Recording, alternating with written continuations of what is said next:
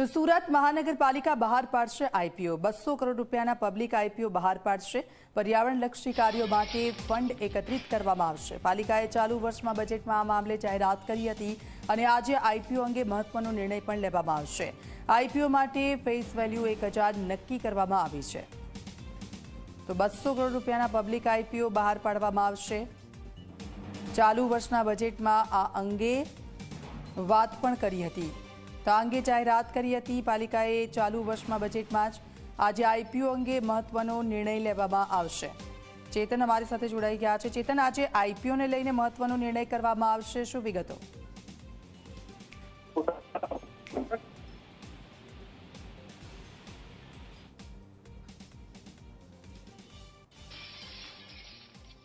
ફરી એકવાર ચેતનનો સંપર્ક કરીશું, પરંતુ આપ જુઓ આઈપીઓ છે સુરત મહાનગરપાલિકા બહાર પાડશે અને આજે તેને લઈને નિર્ણય કરવામાં આવશે।